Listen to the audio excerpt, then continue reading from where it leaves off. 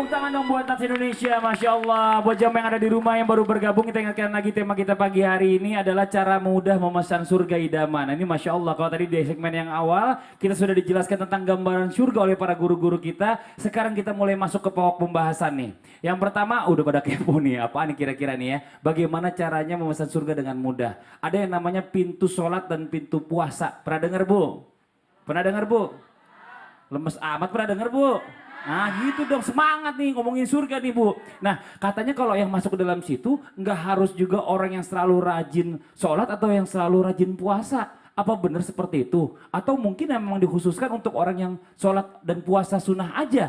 Coba kita minta penjelasan dari guru kita yang pertama lagi nih. Ustadz Maulana mohon izin, silakan waktunya. Semangat lagi semangat. Baik, alhamdulillahirrabbilalamin. Tadi kita bersyukur sudah membahas tentang luasnya surga, pintunya surga. Bahkan bagaimana keadaan orang di surga masih menginginkan seperti yang dulu. Lalu ada yang berbicara tentang kegiatan yang dulu-dulu luar biasa. Makanya di segmen sebelumnya ya, buat Indonesia bagian tengah dan timur, kita membahas tentang surga. Kali ini kita akan membahas tentang pintu surga.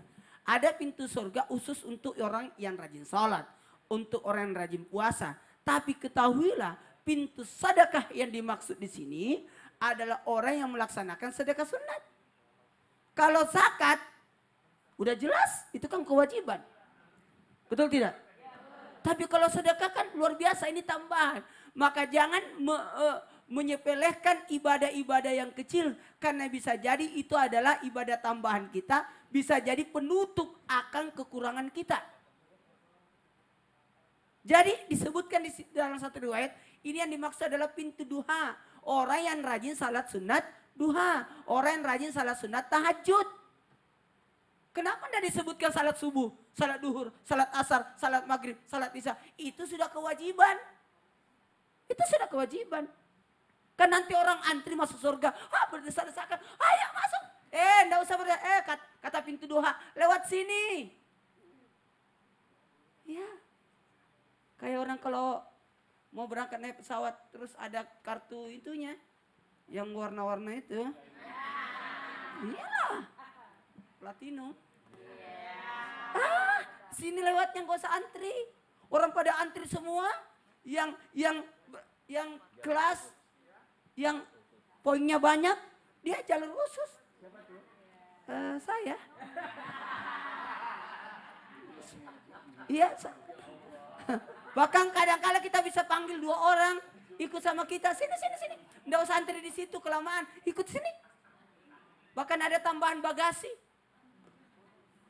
Ini perumpamaan di dunia supaya cepat mudah dipahami. Maaf ya, sedekahlah. Painna sadaqah kubika aku minan nar. Karena sedekah itu penebus dari api neraka. Sehingga orang yang bersedekah tebus. Bahkan disebut ada pintu ar-rayyan. Siapa itu? Untuk ahli puasa. Puasa apa? Kalau ahli itu berarti puasa bukan saja puasa wajib. Tapi puasa sunnah. Ibu yang belum selesai puasa Syawalnya, puasa Syawal lah. Kalau di awal dapat rahmat.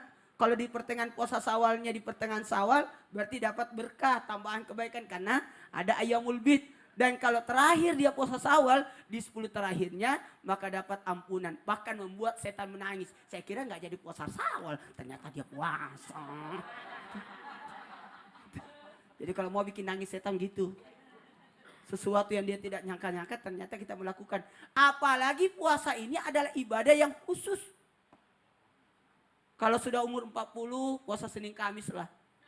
Angkat tangan yang 40. Puasa Senin Kamis.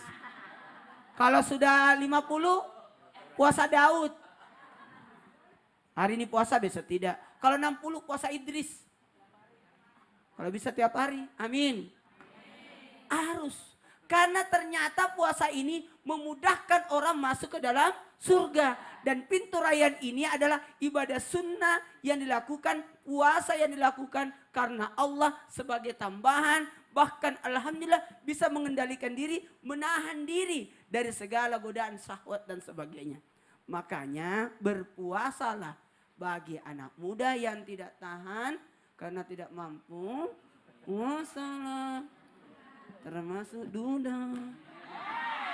Cie. Ngomongin diri sendiri nih. Karena yang menyebabkan orang masuk surga ada dua. Apa tuh? Mau. Jaga dua. Apa tuh? Antara dua pipi Dan antara dua paha. Apaan tuh Ustaz? Cari sendiri. Oh cari sendiri ya. Iya, ya ini Masya Allah. Jazakallah khair, makasih banyak. Iya. Dan itu antara dua itu bisa ditanggulangi dengan puasa. Puasa, Masya Allah. Masuklah di surga. Belum disuruh duduk, udah duduk sendiri. Ustaz jazakallah khair, tepuk tangan dong buat Ustaz Maulana. Masya Allah luar biasa ya Bu ya. Jadi kalau kita bicara masalah tentang ibadah wajib itu memang udah kewajiban. Untungnya di mana? Di ibadah sunnah. Ayo banyak-banyak mulai dari sekarang nih kita ibadah sunnahnya kita pertebal lagi, kita perbanyak lagi. Mudah-mudahan kita bisa masuk lewat pintu surga yang tadi itu yang disebut oleh Ustaz Maulana. Ini Masya Allah luar biasa. Nah sekarang kita kasih kesempatan dulu sama bintang tamu kita nih. Ridwan Hendra. Adakah yang ingin ditanyakan? Oh iya dong, pasti ada yang ditanyakan ya. Saya mau nanya ke Habib ya. Ya Oke. nggak usah gitu, nggak usah pakai izin juga. Tanya-tanya aja. Enak banget sama saya. Sebelah aja ya. Udah stop. Oke, Ayo, Habib, tanya, saya mau Habib. nanya gini. Ah. Katanya gini, ada amalan Bib. Ada amalan itu yang gampang banget. Dan katanya dengan amalan itu kita bisa membangun istana di surga. Terus amalan itu katanya tidak lebih dari 5 menit. Masa? Apa benar? Masa? Iya makanya nih Masa mau nanya Bib? nih. Emang ada Bib? Bener nggak Bib? Bener nggak tuh? Jawab jangan. Jawab Jawab. dong. Kepo nih, kepo nih. Kita kepo nih. Ayo Bib coba. Kepo nih. Coba kita Bismillahirrahmanirrahim. Amalan 5 menit bisa memasukkan surga. Surga. 5 menit. Coba, Kurang coba, dari coba. 5 menit. Kurang dari 5 menit. Kalau dari Ustaz 5 menit. Maulana yang baca. Iya. Bismillahirrahmanirrahim. Ada satu amalan dalam riwayat Imam Muhammad Rasulullah SAW mengajarkan kita untuk membaca surat Al-Ikhlas sebanyak 10 kali. Kata Nabi SAW, barang siapa yang membaca Al-Ikhlas dan mengulanginya sampai 10 kali, banallahu lahu qasran. Allah Subhanahu wa taala membangunkan istana untuknya di surga. Tapi harus kita perhatikan semua itu setelah kita menjalankan perintah Allah, meninggalkan larangan Allah. Jangan nanti salah faham. Ada orang yang salah faham memahami hadis Rasulullah. Dia bilang, oh baca surat Al-Ikhlas aja nanti dapat rumah di surga. Terus nggak sholat, nggak puasa, nggak membayar zakat, nggak menunaikan ibadah haji. Ya sama juga. Nggak boleh. Nggak boleh. Sebab apa? Itu jauh daripada perintah Allah Subhanahu wa taala. Begitu juga kita dianjurkan membaca ayat kursi setelah sholat. Setelah sholat. Oh kita udah selesai. Kata Nabi SAW, siapa yang membaca ayat kursi duburi kulli sholah, tidak ada penghalang dari hidupnya kepada surga kecuali kematian. Berarti meninggal dunia masuk surga. Amin, Masya ya Allah. Rabbal. Ya Rabbal. Jazakallah khair, makasih banyak Bib. Siapa yang habis ini tadi langsung baca Jangan Al-Ikhlas, ditunda-tunda, langsung baca ayo. Subhan Al-Ikhlas. Yang di rumah langsung baca, Al-Ikhlas, langsung di baca rumah di juga. rumah. Langsung baca. Ini Masya Allah ya, ini mudah-mudahan bermanfaat buat semua. Alhamdulillah. Jamaah. Kita lanjut lagi nih, sebelum kita masuk surga ada yang namanya hisab, benar gak Bu? Dipertanggungjawabkan semua perbuatan yang ada di dunia, di akhirat kita diminta pertanggungjawabannya. Tapi katanya ada pintu surga yang namanya Aiman ini yang bisa masukin kita ke sana tanpa harus dihisap. Nah loh, pertanyaannya amalannya kayak gimana bisa masuk ke pintu Aiman ini nih? Yuk kita minta penjelasannya dari guru kita kembali nih, Habib Muhammad. Mohon izin waktunya, tepuk tangan buat guru kita Habib Muhammad. Ayo Bib, silakan Bib. Semua orang mengharapkan masuk surga. Bu pengen masuk surga ya? Pengen doang atau ngaku-ngaku pengen? Sebab ada orang yang ngaku pengen masuk surga, ada yang ngaku-ngaku. Dari Imam Ghazali mengatakan manidda'a hubbal jannah walam ya'mali ta'a fahuwa kadzdzab. Kata Imam Ghazali, orang yang ngaku-ngakunya kayak ibu-ibu sini. Ngaku-ngakunya pengen masuk surga, tapi walam ya'mali ta'ah, tidak mengamalkan taat kepada Allah Subhanahu wa taala, tidak melakukan kewajiban kepada Allah Subhanahu wa taala, fahuwa kadzdzab. Kata Imam Ghazali, itu termasuk pendusta agama. Jadi ngaku doang masuk surga, tapi tidak mengamalkan amalan yang memasukkan kita ke surganya Allah Subhanahu wa taala, maka kita dinilai pembohong. Jadi ngaku doang atau ngaku-ngaku? Sama aja ya. Iya, pikirin sendiri dah. Artinya kalau dikatakan kita masuk syurga. Makanya ada hari raya, kan kita belum lama hari raya. Kita masuk syurga, ada orang yang langsung, ada yang transit. Bu, ada yang langsung, ada yang orang umroh sekarang kan lagi heboh pakai transit. Ada yang transit Dubai, transit Turki. Nah di akhirat juga ada model-model begitu tuh yang transit. Ibu-ibu mau langsung atau transit? Langsung. Transit bu, tiketnya murah. Tapi lama di bandaranya nungguin. Pindah lagi. Betul. Jadi seperti Anas bin Malik, beliau mengatakan man dakhalal jannah bighairi hisab fahuwa id. Maka kita kan baru hari raya nih. Jadi hari raya sesungguhnya itu kapan? Oh Idul Fitri, Idul Adha, tidak. Kapan hari raya sesungguhnya? Man dakhalal jannah bighairi hisab, ketika dia sudah ditentukan masuk surga tanpa hisab, itulah hari raya sesungguhnya. Makanya kalau dikatakan bagaimana dan siapa saja yang bisa masuk surga tanpa hisab, dikatakan yang pertama ulama kita mengajarkan tashihut tauhid. Pertama kita baguskan kita punya tauhid. Kenal kepada Allah. Maka dikatakan awal wajibin alal insani ma'rifatul ilahi bistiqani. Pertama kali dituntut manusia itu kenapa? Kenal kepada Allah subhanahu. Tahu kepada Allah subhanahu. Belajar tentang Allah subhanahu. Ini syarat kalau kita pengen masuk surga tanpa hisab. Ini pengen doang tadi. Ngaku-ngaku tapi tidak mau dekat kepada Allah subhanahu wa ta'ala. Kemudian yang kedua apa? Ittiba'un nabi fi sahihi tauhid. Yang kedua apa? Mengikuti nabi. Ittiba' kepada rasul. Mengikuti ajaran baginda Nabi besar Muhammad. Di dalam tauhidnya. Maka seorang imam mengatakan fal khair kulluhu fil ittiba' wa syar kulluhu fil ibtida'. Kata seorang imam ini beliau mengatakan pongkol kebaikan dunia dan akhirat. Bahkan bisa masuk syurga tanpa hisab apa? Ittiba' li sayyidina Muhammad sallallahu alaihi wasallam. Mengikuti jalannya, anjurannya, tuntunannya baginda Nabi besar Muhammad. Ini yang dianjurkan. Jadi tashihun niyah.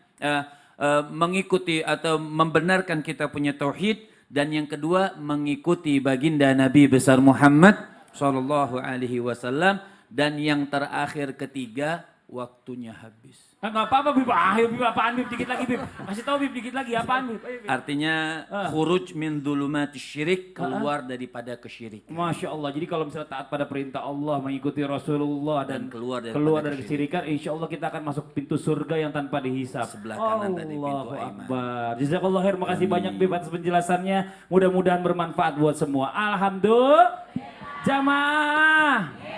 Yuk biar semangat semuanya, yuk kita bertakbir. Allahu Akbar, Allahu Akbar, Allahu Akbar. Ini Masya Allah luar biasa nih jamaahnya nih. Saya mau kasih kesempatan sama jamaah yang ada di studio yang mau bertanya, boleh angkat tangannya silakan. Ayo, mana ya? Sebentar. Nih, cari yang dekat. Yang kealingan saya, kasihan. Silakan Ibu, mau izin yuk. Iya, Terima kasih. Assalamualaikum warahmatullahi wabarakatuh. Waalaikumsalam warahmatullahi wabarakatuh. Saya namanya Bu Nana. Oh, Ibu namanya Bu Nana. Iya. Iya, terus. Ini namanya Bu Nana. siapa? Pak, Bu iya. Nana. Dari Majelis Taklim Heeh. Hidayatul Quran. Hidayatul Quran. Desa Pulau Sari, Kecamatan Brebes, Kabupaten Brebes, Jawa Tengah. Wow, tepuk tangan dong Bu dari Brebes, Masya Allah. Itu terkenal telur asin ya? Oh iya, Iya. silakan pertanyaannya Bu. Boleh Itu tanya terkenal. Pak Ustadz ya? Iya. Ya. Boleh. Saya dengar katanya ada pintu surga Pak Ustadz. Ada Bu, itu kan lagi dibahas. Ada, Bu, ya, gimana ada nih? pintu surga ya. Lah kita selaku hamba Allah Heeh. ingin menuju pintu surga itu. Heeh. Adakah apakah kita harus perang di zaman Rasulullah atau perang-perang yang lain, ijtihad yang lain? Oh jihad, Apakah- ijtihad, Oh, jihad jihad. maksudnya Bu ya. Jihad-jihad Iya, yang Bu. lain. Tetapi di era sekarang ini kan kita tidak usah perang atau masih ada perang-perang yang lain Oh. untuk kita menuju pintu surga. Yang jihad tadi. Iya. Kan ada pintu surga lewat jihad. Nah ini maksudnya gitu ke sono nih, ya kan? Iya. Tapi kan apa zaman sekarang ini kita masih perlu perang lagi untuk mendapatkan pintu jihad. Iya. Kalau sekarang kan nggak ada perang gitu ya Bu ya? Iya, nggak ada perang sekarang. Tapi kita harus pengen sekali apa yang disampaikan para habib, para ustadz. Kita selaku hamba Allah ingin langsung masuk surga tanpa hisab dong Pak Ustadz. Iya. Iya. Oke, makasih banyak Ibu, kita nangkep maksudnya ya. Terima kasih banyak Ibu. Kita minta dijawab sama guru kita nih Ustadz Abdul Kafi. Dia tadi belum jawab nih. Ya silakan. Iya, Masya Allah, Alhamdulillah. Bagus pertanyaannya Ibu ya. Ya, Bismillahirrahmanirrahim. Apakah di zaman sekarang kita perlu jihad? Ya, ada batasan-batasannya. Ya. Salah satunya Ibnu Qayyim rahimahullah ya membagi menjadi 4 bahkan ada yang 6. Di akhir itu adalah salah satunya ya kapan dikatakan kita boleh jihad perang ketika terdapat pertama kezaliman, kemudorotan dan kebid'ahtan yang sangat menyesatkan. 3 itu syaratnya, baru kita boleh perang. Contoh kecilnya, misalkan ada perampok mau datang ke rumah kita membela harta, kemudian kita terbunuh, itu jihad atau tidak? Jihad, karena kita membela, karena kita dizolimi, karena harta kita diambil. Tapi kalau di zaman sekarang, di Indonesia adem ya, suasananya damai ya, apa jihad yang kita lakukan? Jihad yang paling utama kata Nabi SAW adalah asyaddul jihad, jihadul hawa. Maka pengertian kata Nabi SAW, al-mujahid, orang yang jihad adalah manjahada nafsahu fi ta'atillah. Barang siapa yang dia berjihad, ya melawan hawa nafsunya dalam ketaatan kepada Allah Subhanahu wa Masya Allah. taala. Kalau kayak kita nih sebagai bapak-bapak, kan kita kan mencari rezeki buat Betul. keluarga, jihad juga enggak? Kalau ibu-ibu jihad. biasanya ya kata Nabi SAW, jihad bisa pergi haji. Oh. Jadi kalau ibu pergi haji umroh itu sama juga dengan jihad. Melahirkan jihad. Banyak sekali ya pintu-pintu jihad. Tapi orang-orang yang nanti dia ahli jihad, kata Nabi SAW, man kana ahli jihad, itu nanti du'iya min babil jihad. Dia nanti dipanggil oleh surga. Wih, Masya dari Allah. pintu jihad. Tepuk tangan Kemari. dong, Bu. Masya Allah. Masya Bu Nana Allah. bagus banget pertanyaannya ya Bu. Ya Allah mudah-mudahan bermanfaat buat semua. Alhamdulillah. Jamaah. Yang namanya jihad nggak harus perang melulu ya Bu ya. Ternyata banyak jihad-jihad lain yang bisa kita lakukan tanpa harus berperang atau tanpa harus membunuh orang lain nih. Masya Allah, nauzubillah. Nah buat jamaah yang ada di rumah jangan kemana-mana. Setelah ini kita kasih kesempatan buat bertanya. Nanti kita lanjutkan juga. Kita nanti akan mendengarkan pembacaan Al-Quran yang akan dibawakan oleh guru kita Ustadz Abdul Kafi. Tentang apa nih surahnya nih? Ini di surah Al-A'raf ayat 116 sampai 117. Wih, Masya Kita Allah. tahsin bareng-bareng sama-sama. Tahsin bareng-bareng Betul. sama-sama. Dan masih ada cara lain juga nih yang akan dijelaskan oleh para guru-guru kita untuk memesan surga idaman. Jangan kemana-mana, siapkan catatannya, tetap di Islam itu Indah. Jamaah! Oh jamaah. Alhamdulillah.